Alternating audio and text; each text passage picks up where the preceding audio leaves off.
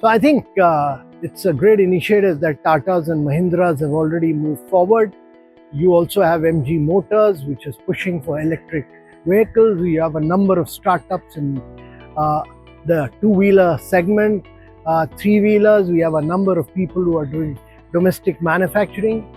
The important thing is that while the manufacturing is taking place here, there's a need for greater value addition. Also, there's a need for battery manufacturing in India, which is very critical in the long run.